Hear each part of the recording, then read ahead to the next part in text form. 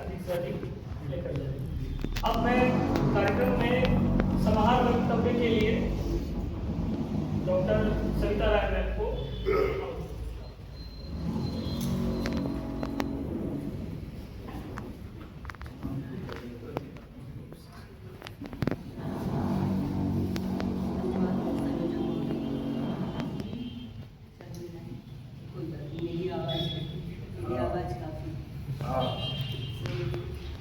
सर्वप्रथम तो संयोजक महोदय को धन्यवाद विलंब से आने के बाद इन्होंने मौका दिया मुझे। मंचस्थ मेरे विद्वत साथी जन, इस सभागार में उपस्थित आचार्यगण होंगे, शोधार्थी होंगे, विद्यार्थी होंगे और इस मानस का जो रस है इसका आनंद लेने वाले श्रोतागण उपस्थित होंगे। मैं अभी डॉक्टर नीलकंठ जी से कह रही थी कि किताब मुझे 10:30 बजे सुबह मिली है, लेकिन मैं ना तो हिंदी साहित्य पढ़ा रही हूँ, ना दर्शन मेरा बैकग्राउंड है, तो मैंने एक मानस पढ़ने वाले व्यक्ति की दृष्टि से इसको देखा। हम सभी के घर में रामचरित मानस है, अवधी भाषा में ही है। हम सब कहीं ना कहीं कभी ना कभी पढ़ते नहीं है तो सुन लेते हैं, आते जाते कहीं सुंदरकांड चल रहा है, कहीं कुछ चल रहा है, कानों में आवाज़ आती रहती है, हम सुन लेते हैं कहीं ना कहीं। तो मैंने इस दृष्टि से देखा। पहले मैंने इसका थोड़ा सा प्रस्तावना और पूर्वाक पढ़ा और साधुवाद देना चाहूँगी प्रकाशन को, जिन्होंने 480 पृष्ठ की इस श्री कृष्ण चरितालय को जो पाठक गण उनके समक्ष लाने का इतना विरत प्रयास किया। क्योंकि मैं पढ़ रही थी, लिखा था कि 37 साल तक लेखक की लेखनी ने प्रतीक्षा की कि कब मैं पाठकों तक पहुँचूँ। 37 साल के प्रतीक्षा के पश्चात ये पुस्तक प्रकाशित हुई है। तो धन्यवाद ऐसे लेखक राजेंद्र प्रसाद सिंह जी को भी, जिन्होंने इतनी उत्तम रचना की और आज हम सभी के समक्ष ये पुस्तक इन्होंने उपस्थित की है। एक बार मैं चाहूँगी कि आप लोग थोड़ा करतल ध्वनि से इनके सम्मान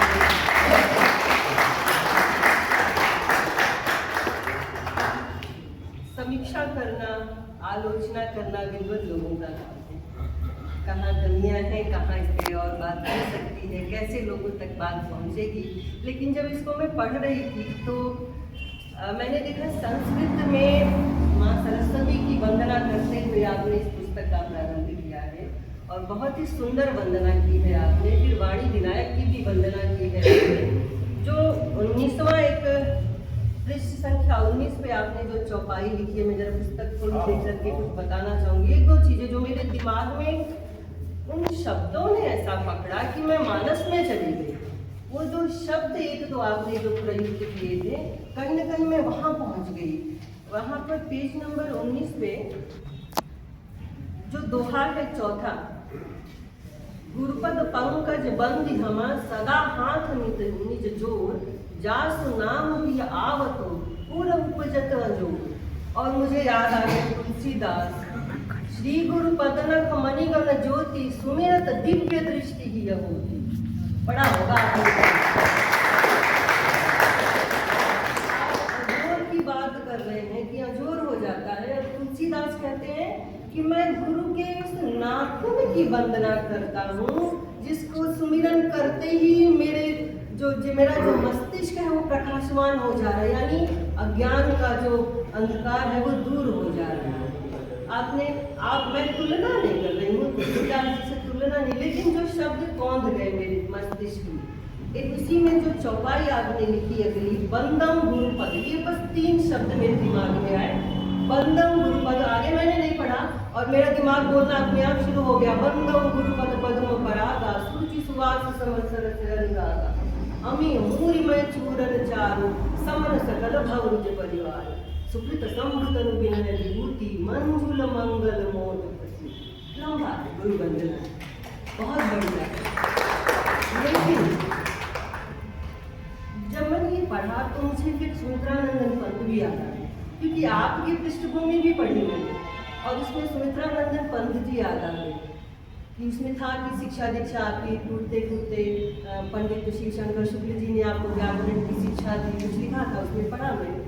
तो मेरे मन में एक भाव, उनके भाव से आया कि वियोगी होगा पहला कवि, भाव से उपजा होगा। वियोगी होगा पहला कवि, भाव से उपजा होगा गान, उमड़ कर आंखों से चुपचाप वही होगी कविता। भाव को अभिव्यक्त करने के लिए डिग्री की आवश्यकता नहीं होती। भाव को अभिव्यक्त करने के लिए जो नवधा भक्ति की बात की गई है ना, उस भक्ति की आवश्यकता होती है, समर्पण की आवश्यकता होती है, श्रवण, कीर्तन, स्मरण और लास्ट में क्या है, आत्मसमर्पण की आवश्यकता होती है। शायद आपने प्रभु श्री कृष्ण के चरणों में अपने आप को समर्पित कर लिया था, तभी छंदोबद्ध इतनी सुंदर आपने रचना समाज को दी है।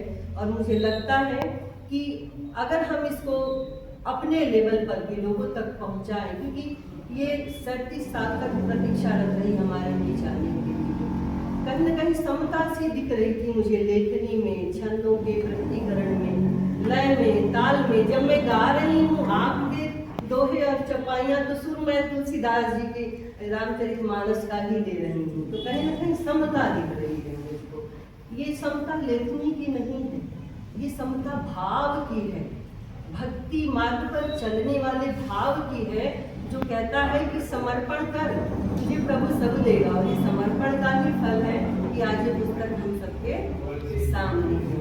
8 अध्याय में आपने बांटा है इसको, गोकुल अध्याय है, कानन है, मथुरा है, द्वारका है, विराट, गीता, कुरुक्षेत्र और सत्संग। शुरू किया आपने गोकुल से, युद्ध के दर्शन भी करा दिए, लेकिन फिर लास्ट में कहा क्या कि सत्संग से ही, सत्संगति से ही सबका उद्धार होने वाला है।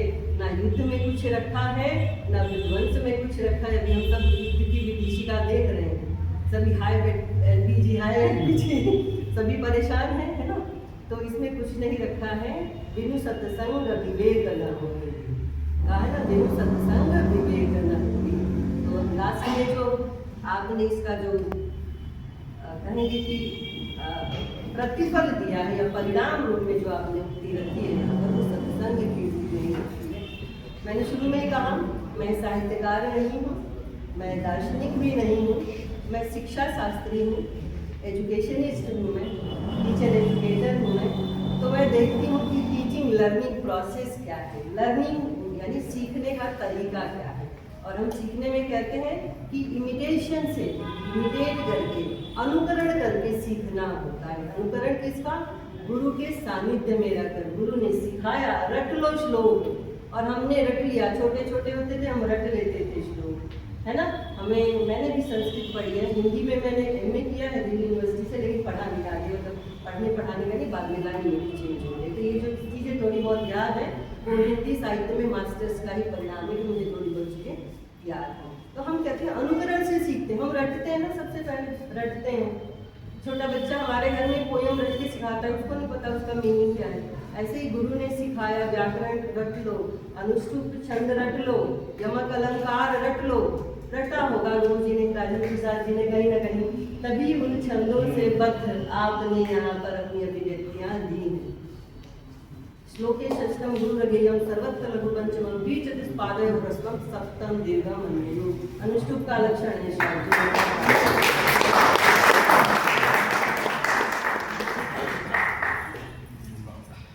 ये जो मैंने श्लोक बताया, ये मेरे अनुकरण का परिणाम है, क्योंकि मैंने 12वीं क्लास में हमारी टीचर ने रटाया था कि डिस्टिंक्शन लानी है संस्कृत में, तो रटा था हमने श्लोके षष्ठम। ये जो छंदोबद्ध करना है, तो रटा आपने, स्कूल नहीं गए, क्या फर्क पड़ता है, समर्पण है मेरा। गुरु का वाक्य ही ब्रह्म वाक्य है, उस ब्रह्म वाक्य से हमने एक ब्रह्मास्त्र समाज को दे दिया। लो पढ़ो, इस घर में आओ, अपने चरित्र का शोधन करो।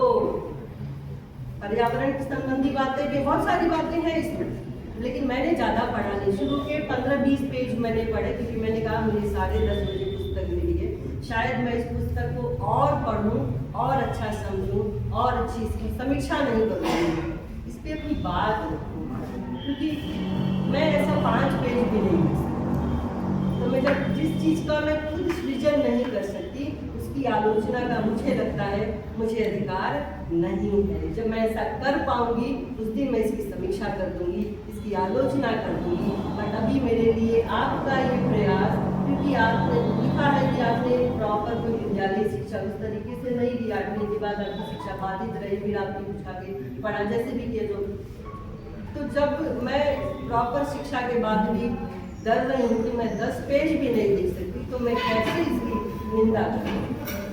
बस इतना ही साधुवाद आपको कि शायद आपकी इस रचना के साथ और रचनाएं भी प्रकाश में आए।